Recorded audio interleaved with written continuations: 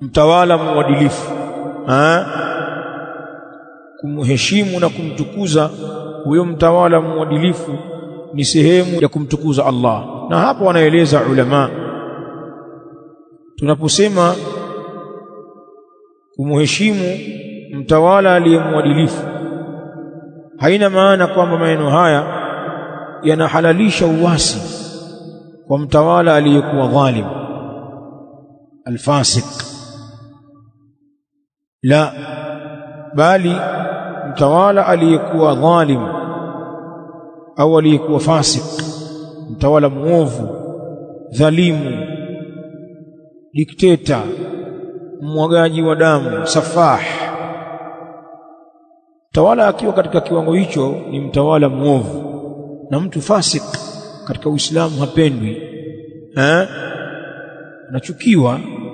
Kwa hivyo zitabakia zile chuki katika nyoyo zetu kwamba Allah anajua huyu mtawala hatumpendi kwa sababu ya uovu wake, na tunamuomba Allah atutoshe sisi na shari zake na atuletee mtawala badali aliyekuwa mwema mwadilifu. Tutamchukia lillahi rabbil alamin, hata kwa kiwango cha kulibakisha hilo kwenye nafsi zetu, lakini haitohalalika kufanya mapinduzi, kumuasi, kwa maana udhalimu wake uiondoshe moja kwa moja taa yake, ikawa sasa hatumsikilizi wala hatumtii kwa sababu tu labda ni mtu fasik, mtu mlevi mathalan, au mwizi, mtawala fisadi, ikawa kwa sababu mambo haya sisi hatumsikilizi, tunamfanyia uasi. La, fasaka,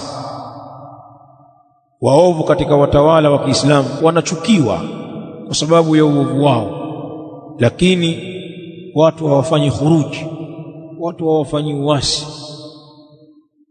wakawapindua, hapana. Bali hata mtawala anapokuwa kafir, hadithi ya Ubada ibn Samit imeeleza masharti ya kumpindua mtawala kafiri, illa an taraw kufran bawahan indakum min Allahi fihi burhan, msikilize mtawala na umtii katika hali zote, ila mtakapoiona kufuru ya wazi, mtapoona kwa mtawala wenu ukafiri wa wazi kabisa, ambapo mna hoja za wazi wazi katika ukafiri huo mbele ya Mola wenu, kwamba hata ukisimamishwa una ushahidi kwamba jambo hili ni kufuru, jambo hili ni shirki, kwa aya kadha, kwa hadithi kadha, una hoja. Hii ni sababu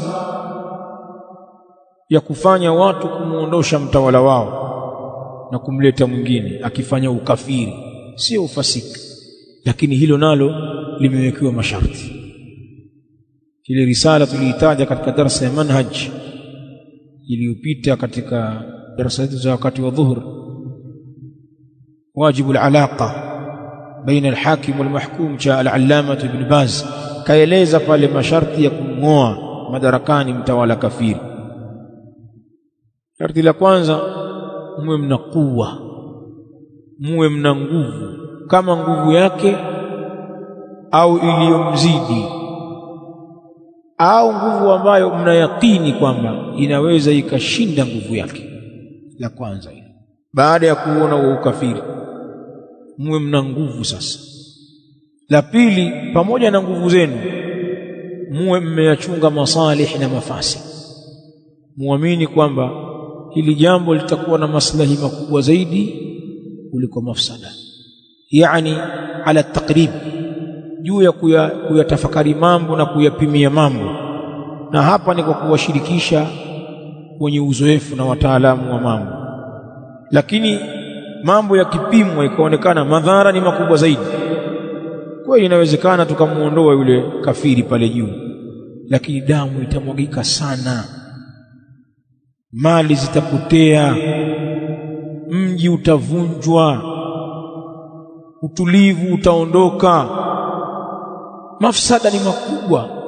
Basi mvumilieni huyu wakati haujafika, msikurupuke mkataka kumuondoa alafu madhara yakawa makubwa zaidi. Bali wanasema hata pale ambapo mtapopata asilimia chache tu, kwamba inawezekana kuna asilimia chache kama akashinda yeye kwa alivyojipanga huyu na majeshi yake na watu wake, kuna kama asilimia 2 za kutushinda, pia mtulie. Haya yameelezwa kwa hoja zake na kwa mifano hai kwenye tawala mbalimbali za Kiislamu zilizotangulia, ambazo walikuwepo maulama wakubwa kabisa min ulamai sahaba wa tabi'in wa atba'i tabi'in. Sasa leo hatuyazingatia haya. Kikundi tu katika nchi mmepata magobori yenu mawili na guruneti moja, si ndio? Mnataka kupindua nchi. Watu wanapata madhara makubwa, nyinyi wenyewe mnadhurika, familia zenu, na pengine mkawaachia watu wengine matatizo. Ikawa watu sasa wanasakwa nyumba kwa nyumba, msikiti kwa msikiti, watu wanachukuliwa kwa sababu ya ujinga. Usicheze na mtawala.